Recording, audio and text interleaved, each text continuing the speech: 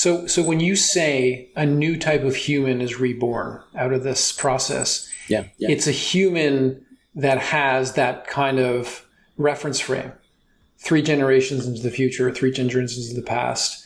And that's where we need to get to in terms of our reference for making meaning. Yeah. I mean, look, at this point, in the sort of comparative religious literature, that's Adam Kadmon, it's Anthropos, there's all sorts of kind of placeholders for an integrated kind of Vitruvian human, right? What do they look like? How do they behave? What capacities do they have online?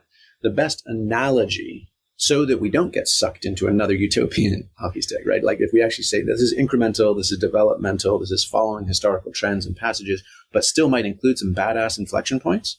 Like, you add 1 calorie of water, to a pot of water, and it goes from 99 degrees to 100, and it goes from water to steam, and that therefore, and that gives you the Industrial Revolution, right? Like that kind of a phase change based on incremental stuff.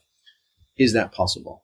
And my best guess, and this is half baked, literally, like it's what I'm noodling on right now as a thought experiment, is that what would it mean for us collectively as a species to have basically a sort of stabilized uplink to the information layer, the kinds of realms of information that we typically only experience in non-ordinary states, and at least in the 20th century and 21st century have generally kept under our hats. So there's all sorts of covert psychedelic users. There's all sorts of covert people who have stumbled into it with sexuality or with meditation or with breathwork, and they generally don't share it in their professions. They're not like, hey guys, this is where that came from. They're like, I was noodle. I drew up these diagrams or these blueprints. Buckminster Fuller did all of his work in what he called the design realm, which was that kind of Platonic realm of form. So like what happens when we actually have not like both cultural frameworks to describe it, scientific plausible mechanisms of action of what is it and how does it operate, and then effective and repeatable protocols that get us into those places and spaces, such that we kind of have a steady stream, not different than I'm on Wi-Fi or on 5G, or that's problematic, 4G, because that's safe, right? So what does that look like?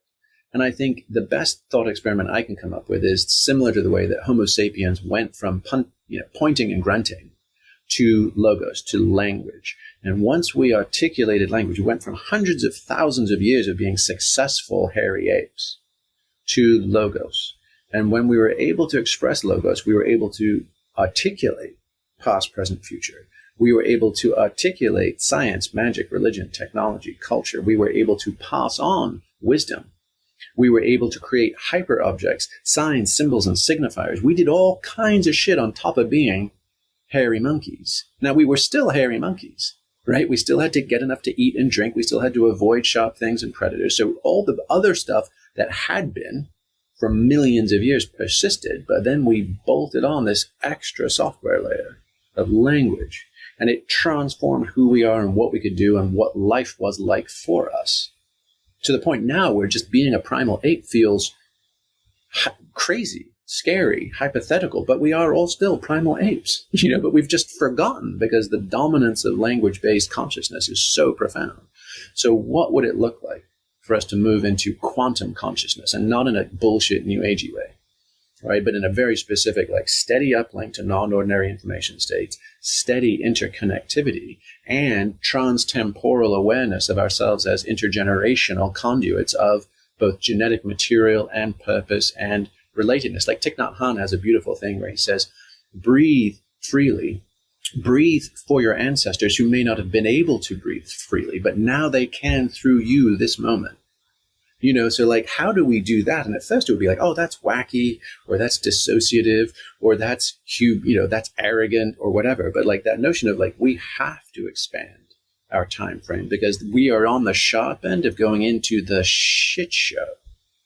And if we don't extend our perspective of what is this for, if it's only for me in my lifetime, then you're like little Sally and Charlie Brown. Like, I just want what's coming to me. I just want my fair share, right? It's like, no. I think we're on this is a big enough cataclysm that it will be intergenerational. No question. I mean, even if you just look at like carbon loads or ocean recoveries, take the pick, like there's enough energy loaded into our system right now. We don't know what's coming, but I think it's clearly going to be more volatile and unstable, and particularly in the developed West, right, than anything we've experienced in half a century. And it is almost certainly going to involve a fuck ton of grieving for what might have been, but is clearly no longer possible. And a collapse of many things that we've taken for granted. And that amount of grief is overwhelming for any single person. Mm-hmm. So, and yet we must, right? And yet we must. So the question is how? And I think that signing up is that old Pink Floyd tune. Like, did they get you to trade a walk-on part in the war for a lead role in a cage, right? And the keys to our cage are the keys to the kingdom, right? Like we can get out of our neurotic selves. So we're off the neurotic hook, but we're on the courageous cross. Like you're like, hey, is there more to life? Yes, there is. Do I have to be obsessed with likes and neurotic, petty egoic? Like, no, you don't. Like all your wonderings can be answered. You can have your socks blown off, and at the cost of showing up on behalf of the least of your brothers and sisters. For all of humanity at the end of time. It's like that Ernest Shackleton ad that probably wasn't, like meager pay, chances of success low, glory and honor if we pull it off kind of thing. Mm-hmm. Are you down? Mm-hmm. And to me, that's a question that can only be answered from the depths of the death rebirth experience, because anything else is aspirational. I kind of get the impression that, and I'm sorry if this is kind of like simplifying a little too much, but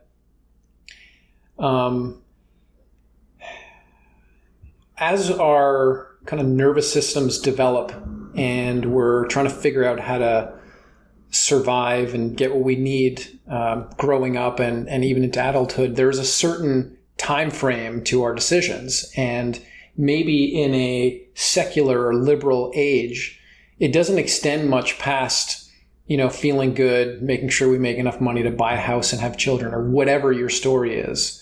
But that's limiting and creating this catastrophic set of conditions that we're facing down the barrel. And if we're able to extend out the temporal and spatial territory that we're making decisions on and adapting to, we actually have a shot. And it does require a sense of letting go and loss of what we thought we wanted and needed, and courage to fight the good fight to get to the point where we're living in a way that's sustainable. How is that as a different way of stating what you just said before? Yeah, I mean, there's all sorts of beautiful ways to say it. I mean, it's some respects, it's sort of, it's time to set aside childish things and sort of put down our nets and go and be fishers of men, right? You're like, hey, my preferences for seeking pleasure and avoiding pain may be superseded. I can either collapse into those and that'll be ripped out of my hands as well, right? Or I can be like, oh, that was a good run. I'm kind of glad I got as long as I did in the kiddie pool. But now it's time to jump in the deep end. And it's one of those situations, and this happens in every noble combat. This is the storming of Normandy. This is, again, this is Leonidas. This is any situation where you're like, oh, we're doomed. But if I if I die well, I am creating possibility or choices or safety or hope for someone else I cherish even more than my own skin. And whether that's we're holding the front lines so that our women and children can evacuate out the back of the village, whether it's we have to make a stand here against the Nazis, or they make it to the battle. My godfather flew hurricanes in the Battle of Britain. You're like, what the hell? That was hell. Hey, thanks for checking out that clip of the Mindspace podcast. You can get the full episode here on YouTube or check it out on your favorite podcast platform. Thanks, and be well.